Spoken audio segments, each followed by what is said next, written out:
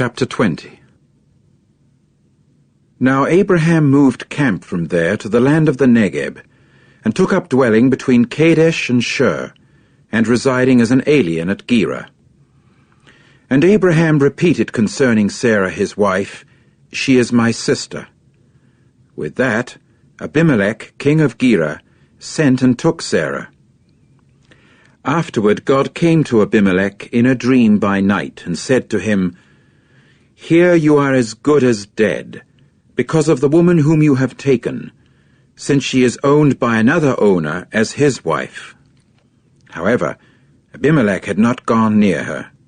Hence he said, "Jehovah, will you kill a nation that is really righteous?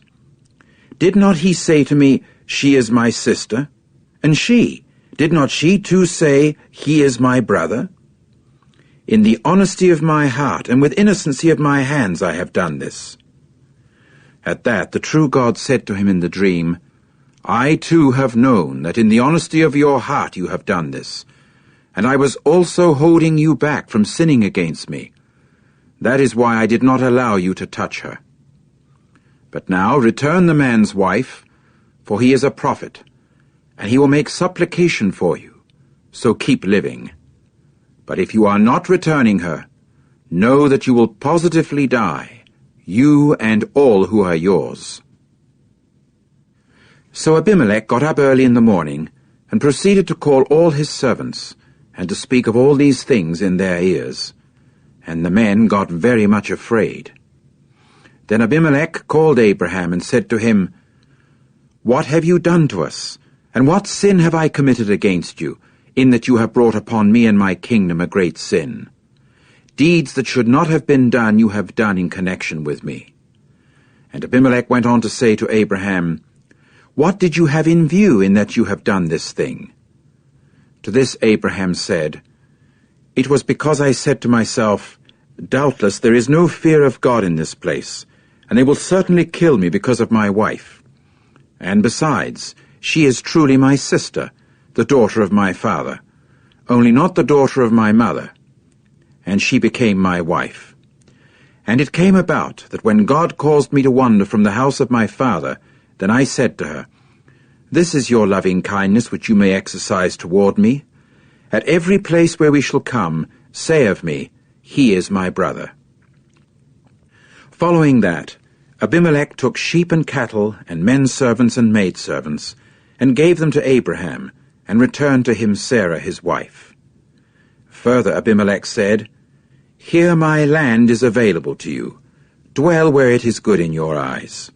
And to Sarah he said, "Here I do give 1,000 silver pieces of money to your brother. Here it is for you a covering of the eyes to all who are with you, and before everybody, and you are cleared of reproach." And Abraham began to make supplication to the true God, and God proceeded to heal Abimelech, and his wife, and his slave girls, and they began bearing children. For Jehovah had tightly shut up every womb of the house of Abimelech, because of Sarah, Abraham's wife.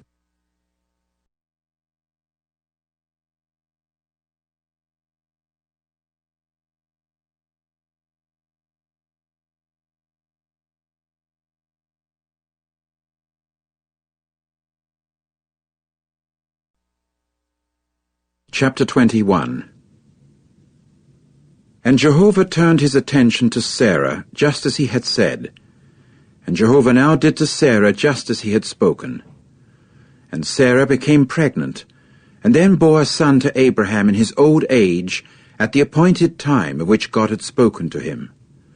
Accordingly, Abraham called the name of his son who had been born to him, whom Sarah had borne to him, Isaac. And Abraham proceeded to circumcise Isaac his son when 8 days old, just as God had commanded him. And Abraham was 100 years old when Isaac his son was born to him. Then Sarah said, "God has prepared laughter for me. Everybody hearing of it will laugh at me." And she added, "Who would have uttered to Abraham, 'Sarah will certainly suckle children,' whereas I have given birth to a son in his old age?" Now the child kept growing and came to be weaned. And Abraham then prepared a big feast on the day of Isaac's being weaned. And Sarah kept noticing the son of Hagar the Egyptian, whom she had borne to Abraham, poking fun. So she began to say to Abraham, "Drive out this slave girl and her son, for the son of this slave girl is not going to be an heir with my son, with Isaac." But the thing proved to be very displeasing to Abraham as regards his son. Then God said to Abraham, "Do not let anything that Sarah keeps saying to you be displeasing to you about the boy and about your slave girl. Listen to her voice, because it is by means of Isaac that what will be called your seed will be. And as for the son of the slave girl, I shall also constitute him a nation, because he is your offspring." So Abraham got up early in the morning, and took bread and a skin water bottle, and gave it to Hagar, setting it upon her shoulder, and the child, and then dismissed her. And she went her way, and wandered about in the wilderness of Beersheba. Finally, the water became exhausted in the skin bottle, and she threw the child under one of the bushes. Then she went on, and sat down by herself, about the distance of a bowshot away, because she said, "Let me not see it when the child dies."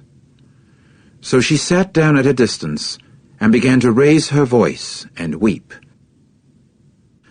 At that, God heard the voice of the boy, and God's angel called to Hagar out of the heavens and said to her, "What is the matter with you, Hagar?